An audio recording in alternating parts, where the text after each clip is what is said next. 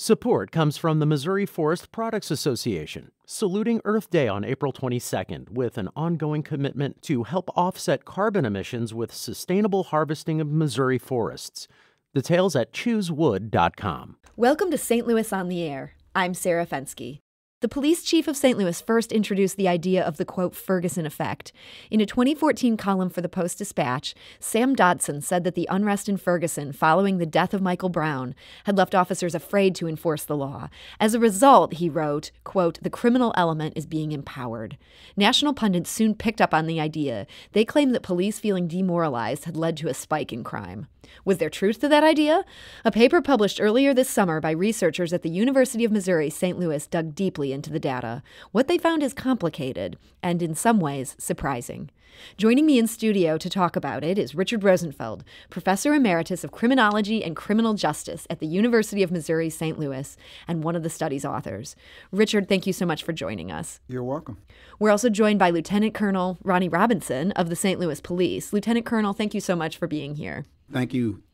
Do you have thoughts on the pressures faced by police post-Ferguson? What's causing a spike in crime? Give us a call at 314-382-8255. That's 382-TALK. Or you can send us a tweet at STL on air or email us at talk@stlpublicradio.org. Richard Rosenfeld, previous studies examining the situation locally had attempted to quantify whether there was, in fact, a Ferguson effect. But you and your team found those studies lacking. Why? Well, for one reason, they didn't encompass a long enough period of time to show trends or changes in trend.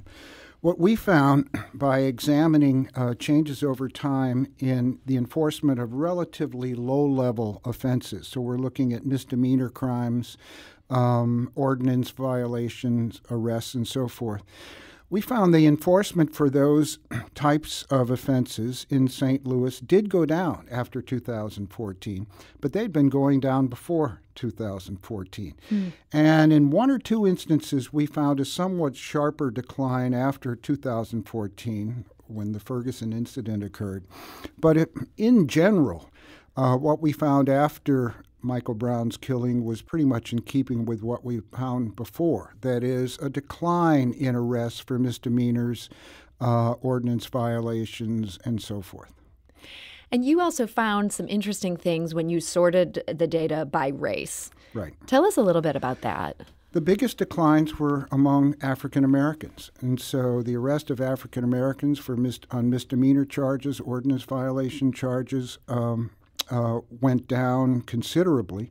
We also found declines among whites in most instances, but those declines were not as great as the declines we found among African Americans. I should also point out that in another study that I published, my co-author and I looked at the 50 largest cities in the United States, also keying on arrests for lower-level offenses on the assumption that if the police are pulling back, they're going to pull back on that more discretionary stuff first. We found no evidence in that study that on average across those 50 cities, a decline in arrests was associated with an increase in homicide. Like in St. Louis, we did find a decline in arrests after Ferguson, but that was simply in keeping with the pre-existing trend before Ferguson. So these arrests had been dropping. They've been dropping, and we didn't find any evidence in that study that on average the arrests dropped at a sharper rate after Ferguson. Now, there are instances in which something like a Ferguson effect does seem to have occurred. Chicago is one, Baltimore is another. Those are relatively isolated cases, though. And we're going to be talking about St. Louis in a moment. And I think St. Louis, by and large, I think there are strong reasons for why the police, in effect, had to pull back in St. Louis amidst protest activity here. Let's go here before we get into that question. Let's talk to Lieutenant Colonel Ronnie Robinson, who is active within the St. Louis Police and was there while all of this was playing out. Are you surprised at all by this sort of glimpse at this data that Richard has just explained? No, I'm not surprised by his comments at all. And I was a bit taken back by the statement of policemen feeling powerless. And that's basically not my experience with the officers here in the city of St. Louis. I think more of the effect was fatigue and the lack of, because we have issues with manpower, we had to address the civil unrest and leave our attention there for so long, because almost 4 years of civil unrest across from the Ferguson effect to the Stockley trial here in the city of St. Louis, that really exhausted our policemen, the men and women on our force. So I think a lot of it has to do with fatigue relative to the decline of arrest. The force was just stretched too thin. Yes, it was stretched very much. You're absolutely right. Richard Rosenfeld, the data that you looked at, it also encompassed the period of the not guilty verdict for Jason Stockley, right. Who had been a police officer who was being charged with murder. Right. And widespread protests followed that as well. Did you end up seeing a similar drop there as you saw in the immediate aftermath of the Michael Brown shooting? To some degree, yes, we did. But again, I think the main point to make is that what we're seeing after the Stockley incident and associated protest activity, after the Michael Brown killing and the protest activity associated with that, what we see is a kind of continuation of previous trends. But I do want to underscore one of the Colonel's comments. To the degree there was a Ferguson effect of the sort that then Chief Dodson, suggested might be the case, it's my view, and I think it's the correct one, that police were drawing back because they were being redeployed to civil unrest and protest activities around the city. And in some cases early on, of course, St. Louis City Police were joining police from other jurisdictions in St. Louis County. And when you take police officers off their normal patrol assignments and redeploy them to these kinds of incidents, it's not surprising you will get an increase in crime. But that's relatively time limited. I think the question that I have is, how do we move back from where we are now to our pre-Ferguson level of crime, which was no great shakes.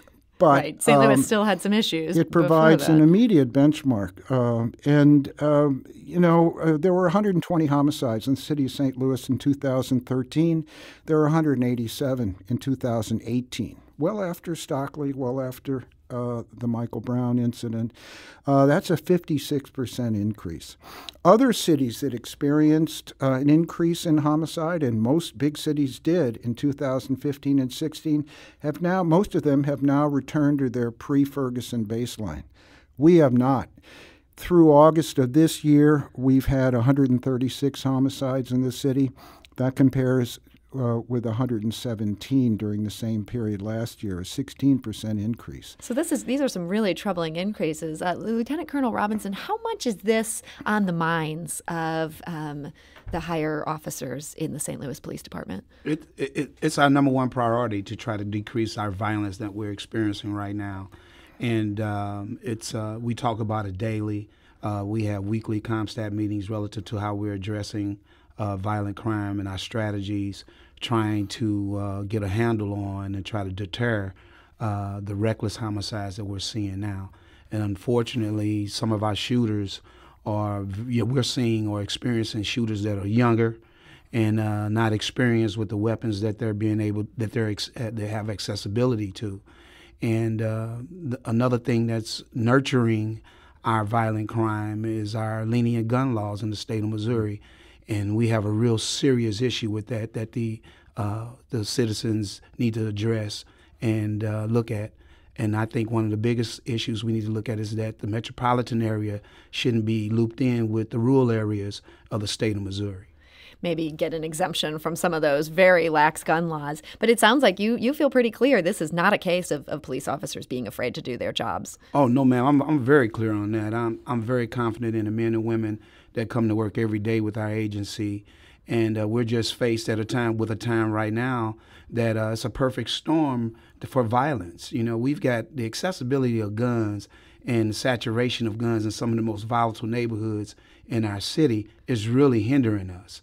And the laws, we need to address those. We need legislation to help us fight that problem. We have heard from a number of callers here. I'd like to go to the phone lines. We've got a caller, Ron, who's calling from Ferguson. Hi, Ron. You're on St. Louis on the Air. Hey, my first comment is that all references to this problem should be reference to the St. Louis region, is not Ferguson.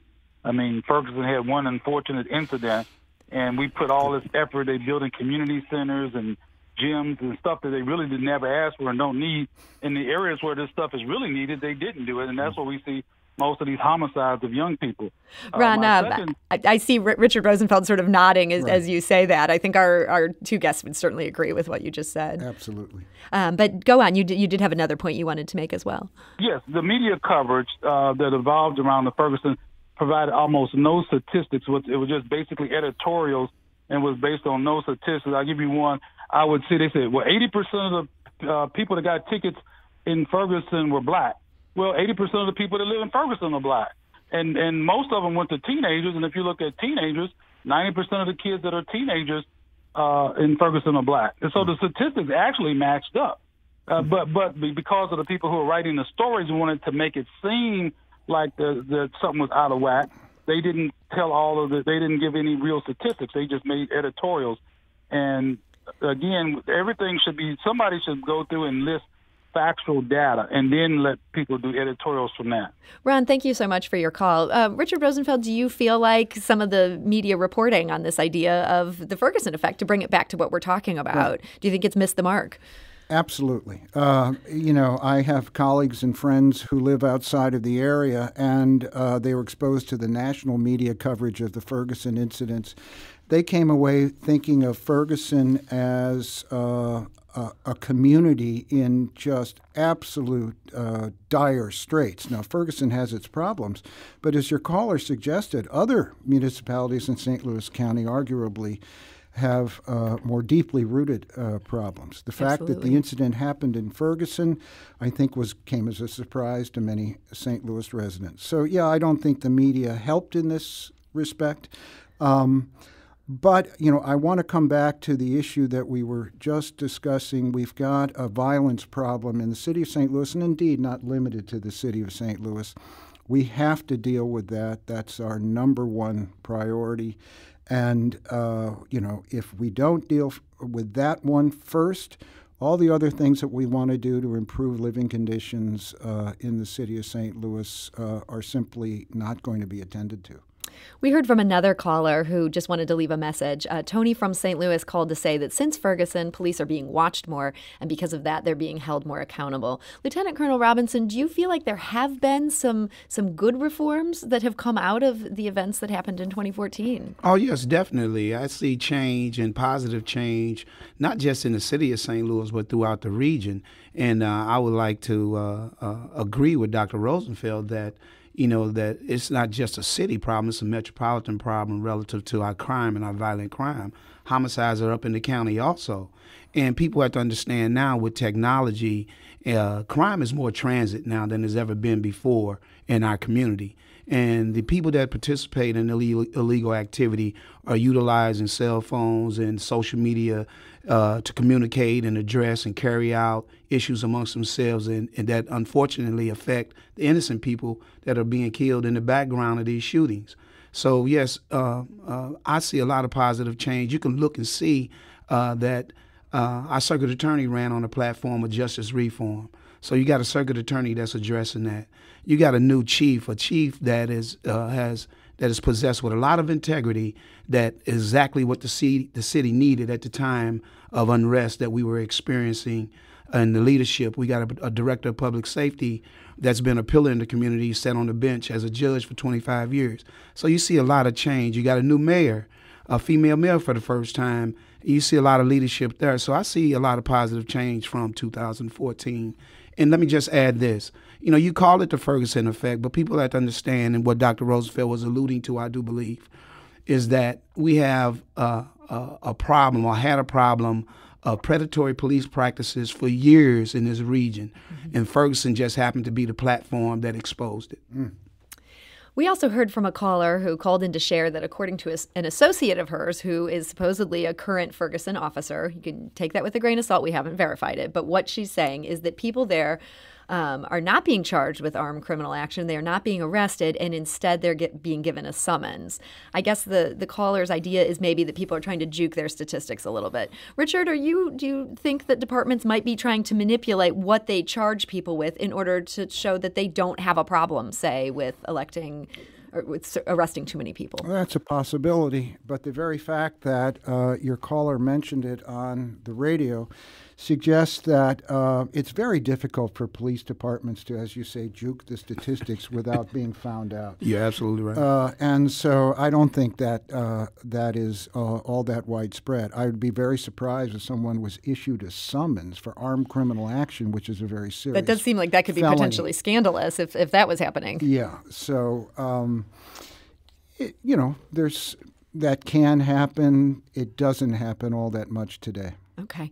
One other interesting part of your paper that I wanted to just briefly touch on before we wrap up here is you were looking at arrests for felonies and how that ended up sort of changing based on the race of the person being arrested. And over time, that ended up changing more. What about white people being charged with felonies? It was different than black people being charged with felonies. Right. Well, generally speaking, in the case of felonies, we didn't find the kind of drop in arrests that we found in those in the enforcement of lesser offenses. By and large, arrests for felonies track the commission of felonies in the city of St. Louis. We did find in one instance that there was some increase in arrests of whites for felonies.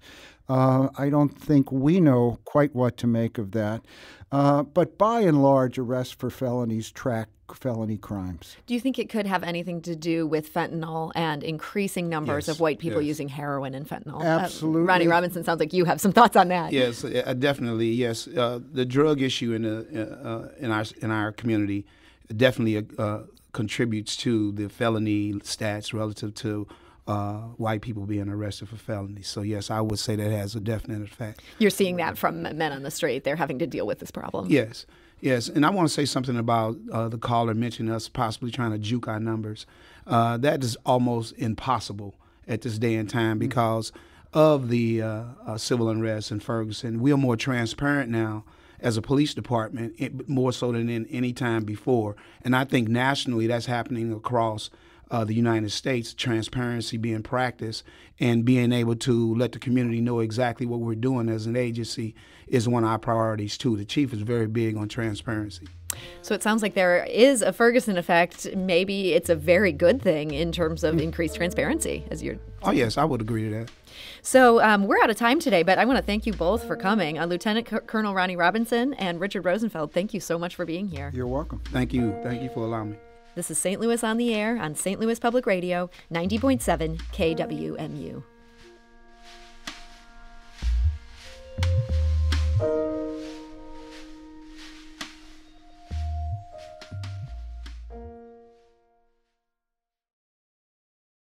Support comes from the Missouri Forest Products Association, saluting Earth Day on April 22nd with an ongoing commitment to help offset carbon emissions with sustainable harvesting of Missouri forests. Details at choosewood.com.